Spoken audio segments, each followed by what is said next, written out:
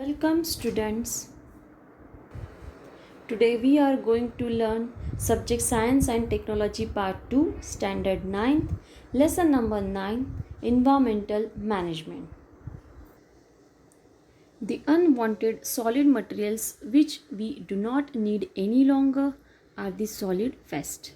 Such materials are thrown away. There are different harmful effects of solid waste, such as effect on biodiversity, bad odor of waste, production of toxic gases, degradation of natural beauty, and pollution of air, water, and soil. Therefore, solid waste management should be done. It can be achieved by preventing environmental pollution and keeping the surroundings clean, using waste to produce energy and manure, which can be used in organic farming. Also, the solid waste management can be used to reduce the strain on natural resources and improve the health and quality of life.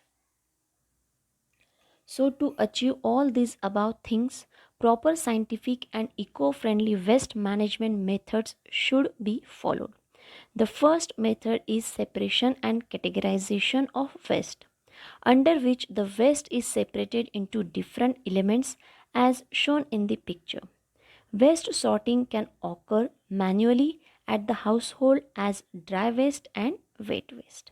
The another method of treating solid waste is composting, a biological process in which the organic portion of refuse is allowed to decompose under carefully controlled conditions. Microbes metabolize the organic waste. It gives valuable humus like material called compost, as you can see in the picture. The third method is safe landfill sites. What is exactly mean by safe landfill sites? A pit is dug in the land which is far from agricultural land and residential areas. Then it is lined up with the plastic to avoid leaching of the waste. In that pit, a waste collected from household that is added into pit and it is covered up by the layers of soil. What happens in this process?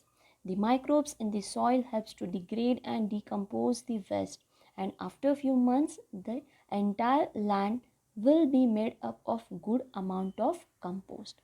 This compost can be transported to necessary places. Later on, in the same place, same land, the process of composting can be done. The fourth method is vermicomposting.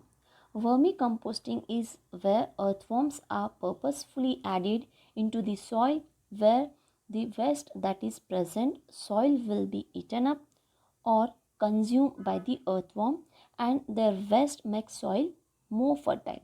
That is called vermicomposting. In other way, we can say the composting done with the help of earthworm is called vermicomposting, as you can see in the figure. The next method is pyrolysis. Pyrolysis is where the waste is burnt at very high temperature and whatever comes out from this process is used for energy production or fuel also. The next method for waste management is incineration. Incineration and pyrolysis are the same where waste is burnt at high temperature. But incineration is used normally for biomedical waste, that is the waste generated from hospitals, medicals and clinics. We know that this waste contains pathogens, so we cannot use any other method for managing the biomedical waste. Let's move to another topic related to solid waste, that is 7 principles of solid waste management which need to be followed for solid waste management. There will not be pollution occur due to following these principles. We'll look at all one by one. The first R stands for reuse. Certain materials whichever we can use again should be used. Example, blank pages from used notebooks we can reuse. The second R stands for refuse. All should refuse the use of non degradable articles like plastic and thermocol. The third R stands for recycle. New articles productions should be done from old ones. Example, paper and glass can be recycled. So we should use them as raw material to get new ones.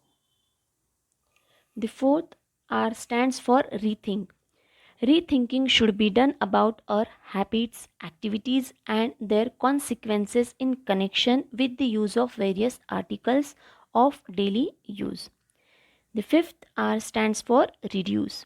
We all should reduce strain on natural resources which are involved in production of new objects, and for this old materials should be reused. One thing should be shared by many. Use and throw type of objects should be avoided. Sixth R stands for research. Research should be done for using the materials which are temporarily out of use.